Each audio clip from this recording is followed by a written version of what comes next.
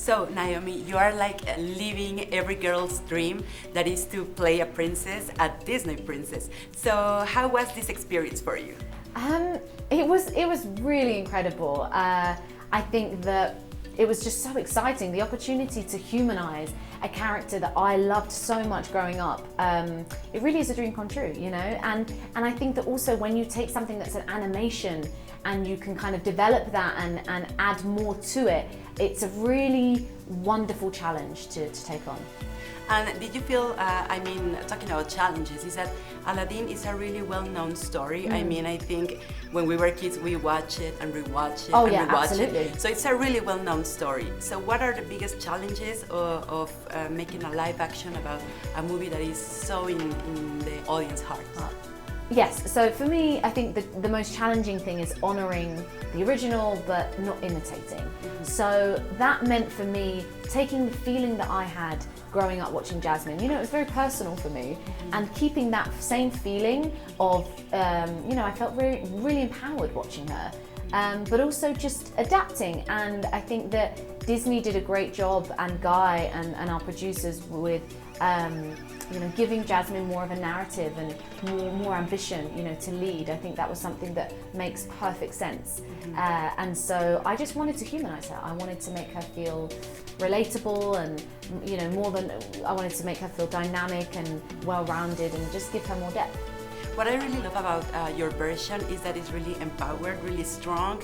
I mean, we could see that in the Jázmin, in the animated version, but yours is also really empowered. So how much of yourself is in Jázmin in front of the camera?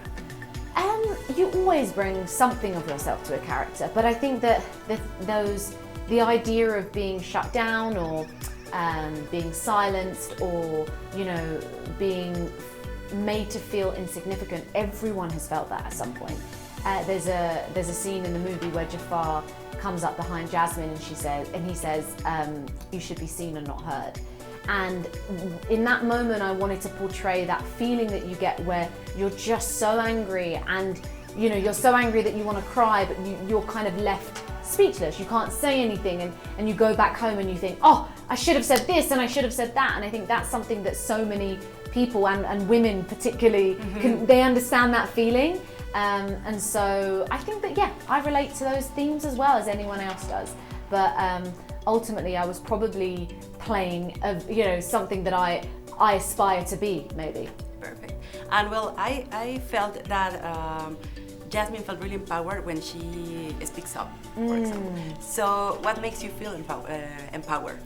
I feel empowered by women that I meet every day, by women that I've known for years, and just people around me, and the people around me, my team, my family, my friends.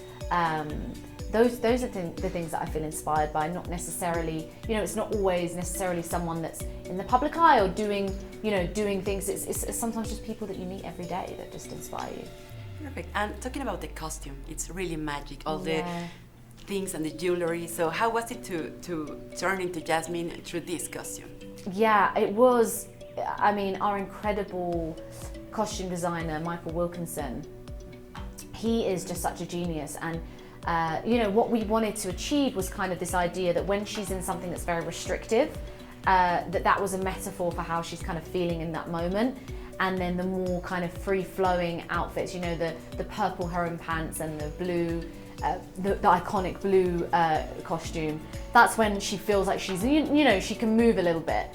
And they're just also beautiful in their own way, and they're kind of these beautiful fusions costumes as well. So I felt like royalty.